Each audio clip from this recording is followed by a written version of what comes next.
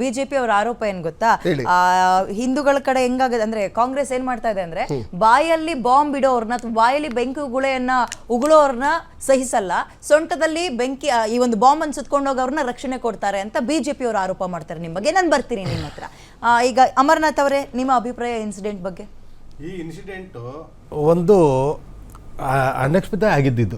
ಇದು ಏನು ಮಾಡಬೇಕು ಅಂತೇಳಿ ಅನಂತಕುಮಾರ್ ಅವರು ಅಲ್ಲಿ ಮಾಡಿದ್ದಲ್ಲ, ಮತ್ತು ಅವರು ಏನು ಹಲ್ಲೆಗೊಳಗಾದ್ರಲ್ಲ ಅವರು ಕೂಡ ಒಡಿಸ್ಕೋಬೇಕು ಅಂತ ಹೋಗಿದ್ದಲ್ಲ.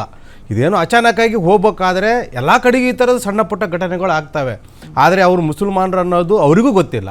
ಅವ್ರು ಅನಂತಕುಮಾರ್ ಹೆಗಡೆ ಅನ್ನೋದು ಕೂಡ ಕೆಲವೊಂದು ಜನಕ್ಕೆ ಗೊತ್ತೇ ಇರಲ್ಲ. ಕೆಲವೊಂದು ಜನ ಯಾಕಂದರೆ ರಾಜಕೀಯದಿಂದ ಎಲ್ಲದರಿಂದ ದೂರ ಇರುವಂಥ ಮುಸ್ಲಿಂ ಕುಟುಂಬಗಳು ಇದ್ದಾವೆ. ಎಲ್ಲರನ್ನೂ ಕೂಡ ನಾವು ಆ ಥರ ನೋಡೋಕ್ಕಾಗಲ್ಲ. ಈಗ ಸಾಹೇಬರು ಹೇಳ್ದಂಗೆ ಇದೊಂದು ಘಟನೆ ಪೊಲೀಸ್ ಇಲಾಖೆಗೆ ಸಂಬಂಧಪಟ್ಟಿದ್ದು, ತನಿಖೆ ಆಗುತ್ತೆ. ತನಿಖೆಯಲ್ಲಿ ಯಾರು ತಪ್ಪು ಮಾಡಿದಾರೋ ಅವ್ರಿಗೇನು ಶಿಕ್ಷೆ ಆಗಬೇಕು ಆಗುತ್ತೆ. ಅದನ್ನು ಬಿಟ್ಟು ನಾವು ಸಾವಿರಾರು ಸಂಖ್ಯೆಯಲ್ಲಿ ಹೋಗಿ ಅಲ್ಲಿ ಜಮಾವಣೆ ಆಗೋದು, ಅಲ್ಲಿ ಸುಮಾರು ಜನ ಕಾಂಗ್ರೆಸ್ ಕಾರ್ಯಕರ್ತರು ಇದ್ರು ಅಂತ ನನಗೆ ರಾತ್ರಿ ಮಾಹಿತಿ. ನಾನು ಹೊರಟಿದ್ದೆ, ಅಲ್ಲಿ ಲೇಟ್ ಆಗುತ್ತೆ ಅಂತ ಅನ್ನೋ ಒಂದು ಕಾರಣಕ್ಕೋಸ್ಕರ ನಾವು ಅಲ್ಲಿ ಹೋಗೋಕ್ಕಾಗಲಿಲ್ಲ. ಕಾಂಗ್ರೆಸ್ ಕಾರ್ಯಕರ್ತರಿದ್ರು ಜಾಸ್ತಿ ಕಾರ್ಯಕ್ಕಾಗ ನಾನು ಯಾಕಂದ್ರೆ ನಿಮ್ಗೆ ಎವಿಡೆನ್ಸ್ ಕೊಡ್ತೀನಿ. ನಿಮಗೆ 10 ನಿಮಿಷ ಅಲ್ಲಿಂದ ಬೇಕಾದ್ರೆ ಫೋನ್ ಕಾಲ್ ತೊಗೋತೀನಿ ದಾಬಸ್ಪೇಟೆಯಿಂದ. ಕಾಂಗ್ರೆಸ್ ಕಾರ್ಯಕರ್ತರು ಕೂಡ ಅಲ್ಲಿ ಜಾಸ್ತಿಗೆ ಜಮಾವಣೆ ಆಗಿದ್ರು ಅನ್ನೋದೊಂದು ನಮಗೂ ಮಾಹಿತಿ ಇದೆ. ಇರಲಿ, ಇದಿರ್ಬೇಕು, ಯಾರೋ ಅವರ ಸ್ನೇಹಿತರು ಇರ್ತಾರೋ, ಹೋಗಿರ್ಬೋದು, ಏನಾಗಿದೆ ಅಂತ ನೋಡ್ಬೇಕು. ಆದರೆ 500-600 ಸಂಖ್ಯೆಗಳ ಸೇರಂಥ ವಿಷಯ ಇದು ಆಗಬಾರ್ದು. ಪ್ರತಿಯೊಂದು ಒಂದು ನಾಯಿ ಮನೆ ಮುಂದೆ ಹೋಯ್ತು ಅಂದ್ರೆ ಅದಕ್ಕೆ ಹಿಂದೂ ಮುಸ್ಲಿಂ ಅಂತ ಹಚ್ತಾ ಹೋದ್ರೆ ಎಲ್ಲಿವರೆಗೂ ಹೋಗ್ತೀವಿ? ಎಲ್ಲಿವರೆಗೂ ಇದನ್ನೇ ನಡೀತಾ ಹೋಗುತ್ತೆ. ದಯವಿಟ್ಟು ಇದನ್ನು ಆಗಬಾರ್ದು. ಯಾವುದೇ ಇದರಲ್ಲಿ ರಾಜಕೀಯ ಬೆರೆಸಬಾರ್ದು. ಪೊಲೀಸ್ ಇಲಾಖೆಗೆ ಇದನ್ನು ನಿಷ್ಪಕ್ಷವಾಗಿ ಅವರು ತನಿಖೆ ಮಾಡ್ತಾರೆ. ಏನು ತಪ್ಪಾಗಿದೆ, ಅಲ್ಲಿ ಏನಾಯಿತು ಅನ್ನೋದನ್ನು ಅವ್ರು ತನಿಖೆ ಮಾಡಿ ಯಾರು ತಪ್ಪು ಆಗಿದೆ ಅವ್ರ ಕಡೆಗೆ ಶಿಕ್ಷೆ ಆಗೇ ಆಗುತ್ತೆ. ನಿನ್ನೆ ಸುರೇಶ್ ಕುರುಗೌಡರು ಹೇಳಿದಾರಲ್ಲಿ, ಅಕಸ್ಮಾತ್ ಅನಂತಕುಮಾರ್ ಅವರದ್ದೇ ತಪ್ಪಾಗಿದ್ರೆ ಅವ್ರು ಕ್ಷಮೆ ಕೇಳ್ತಾರೆ.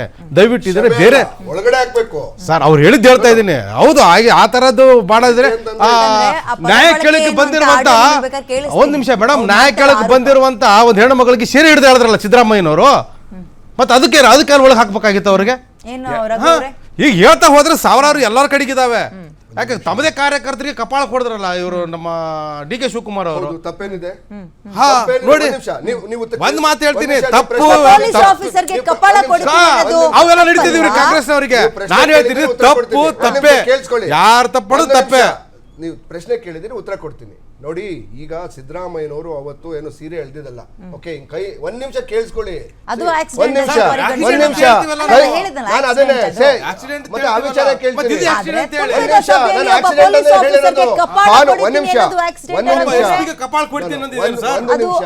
ಒಂದು ನಿಮಿಷ ಕೇಳಿಸ್ಕೊಳ್ಳಿ. ಕಾನೂನು ಸುವ್ಯವಸ್ಥೆಯನ್ನ ಕಾಪಾಡುವವರು ಕಾನೂನನ್ನ ಸುವ್ಯವಸ್ಥೆ ಕಾಪಾಡಲೇಬೇಕು. ಇಲ್ಲ ಅಂದ್ರೆ ಕಪಾಳಕ್ ಬೇಕಾದ್ರೂ ಓಡಿಬಹುದು. ಅಲ್ಲ, ಒಂದ್ ನಿಮಿಷ ಹಾಗಾದ್ರೆ ಮಂಗಳೂರಿನಲ್ಲಿ ರಕ್ತದೊಕ್ಕೂಲಿ ನಡಿಬೇಕಾ? ನಿಮ್ಮ ಮೂಲ ಉದ್ದೇಶ ರಕ್ತದೊಕ್ಕೂಲಿ ನಡಿಬೇಕಾ? ಅನಂತಕುಮಾರ್ ಹೆಗಡೆ ಅವರು ತಪ್ಪು ಮಾಡಿದ್ದಾರೆ, ಸುವ್ಯವಸ್ಥೆ ಸರಿಯಾಗಿಲ್ಲ ಅಂತನೋ ಅಥವಾ ಡಿಸಿ ಚೇರ್ ಹಾಕೊಂಡು ಕೂತ್ರು ಕೂಡ ನೀವು ಸಹಿಸಲ್ಲ. ಅನಂತಕುಮಾರ್ ಹೆಗಡೆ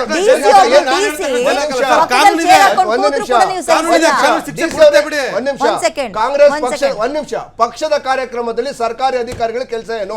ಹಾಗಿದ್ರು ಒಂದ್ ನಿಮಿಷ ಪ್ಲೀಸ್. ಪದ ಬಳಕೆ, ಮಾತುಗಾರಿಕೆ ಕನ್ನಡದಲ್ಲಿ ಬಹಳ ಅದ್ಭುತವಾಗಿದೆ. ಕಪಾಳ ಕೊಡ್ತೀನಿ, ಎದ್ದು ನಡಿ ಅಲ್ಲ.